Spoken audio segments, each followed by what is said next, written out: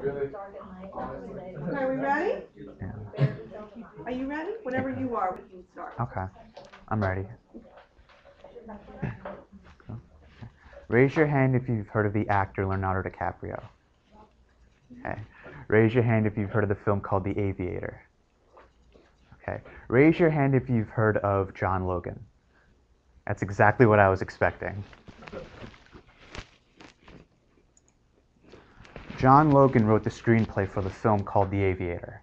Screenwriters should deserve a lot more recognition and credit as actors, but they don't. The reason why this is the case is because they're not on the screen, unlike the actors. Therefore, viewers tend to talk about certain aspects about the actor, such as the way they look, their performance, the clothes they wore, their hairstyle, things like that. But they can't talk about these aspects with the writers because they're not on the screen. Therefore, their presence isn't as noticeable as the actors. Most writers do a magnificent job at making the lines suit the actors so much to the point where it seems like the actors are the one that wrote the script. This causes us to pay much more attention to the actors and a lot less attention to the writers, which is not right. Why should we care? We need to know about this problem because we enjoy the dialogues that we watch in films and TV shows very, very much. There are certain one-liners that we remember very well, like certain punchliners that are very amusing, or certain dramatic lines that a character would say to another character in a very hurtful manner. This would cause us to remember these lines very, very well. Actors do play diverse roles, which is great, but at the same time, writers are capable of writing various genres of films and TV shows.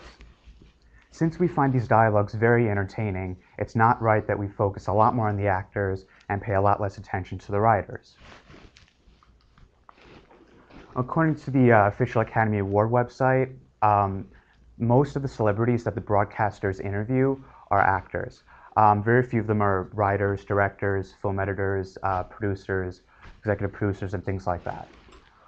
This shows that broadcasters need to interview more writers so that they can be more noticeable to the viewers. Although the viewers won't be able to recognize the writers right away since they're never on screen, it usually says the name of the writer, the name of the film he wrote, and which the nomination is.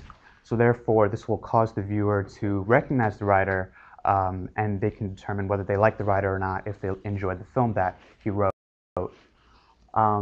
As a result, viewers would easily recognize the writers very well. Even though fans don't really appreciate the writers as much as they should, writers have received a decent amount of recognition in the past.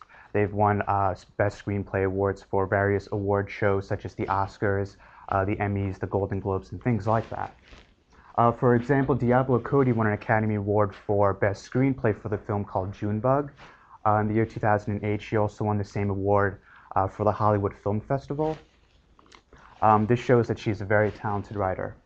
Therefore, writers have earned a certain amount of recognition, which is good, but at the same time, they should receive more recognition.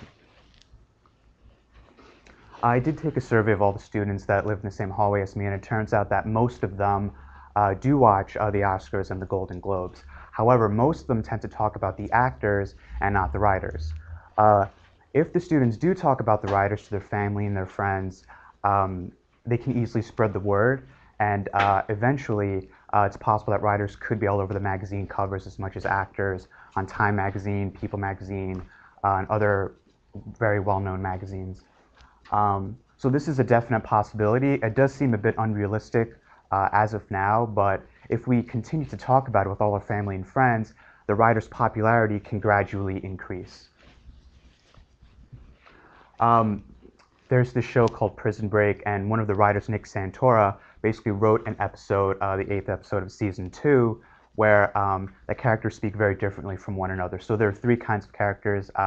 There's this white guy that's very educated, speaks very proper English. There's the Spanish guy that has a very strong Spanish accent. And then there's 4 African Americans that speak very ghetto, and they're not that well educated. These characters speak very, very, very differently from one another, but at the same time, this whole entire episode was written by one writer. I personally find this very fascinating because it shows that the writer has the ability to write the English language in various ways. The process is very entertaining as well. Basically what happens is if a writer writes just a certain sentence in English, and then, he would approach one of the actors and said, okay, how would a black guy say this? Or how would a Spanish guy say this? So like an example, like, those gangsters want to kill me. The African-American actor would help him and be like, okay, well, dumb gangsters want to pop me for show, or, whatever, something like that. And for the Spanish guy, it's like, hey, man, I'm very happy to be back in my hometown. A Spanish guy would say, hey, papi, I'm so happy to be back in Puerto Rico, and it's a very amusing process, but it really helps out a lot. So the writers and the actors, they work a lot together. But the fact that the writer is able of writing various kinds of the English language is very fascinating. William Monahan won an Academy Award for Best Screenplay for The Departed in the year 2007. He had the ability of adapting a screenplay from the film called Internal Affairs, which came out in the year 2002. It's a Chinese film, and they speak the Cantonese language. He basically had to work with 2 or 3 other Chinese Americans that speak both the English and the Cantonese language, and they helped him translate the language into modern American English. This is obviously a very complicated process, and it's very time-consuming, but it just shows that that's one of the reasons why he deserves to win this award. Certain characters in The Departed speak very differently from one another. For example, Matt Damon's character is very well educated. He speaks very proper English, whereas Leonardo DiCaprio's character is very he says a lot of slang terms and things like that. Those are the reasons why William Monahan deserves to win this award. In conclusion, writers deserve as much recognition and credit as actors, but unfortunately they don't. We tend to take the writers for granted and focus a lot more on the actors. Fans can actually go on certain websites to vote for their favorite writer for best screenplay. This can make a huge, huge difference, and writers can eventually become a lot more popular. Certain websites are goldenglobes.org and emmys.tv, and these are the sources I use. So therefore, writers do deserve as much credit and recognition as actors, and everybody in this room can do something about this. Thank you.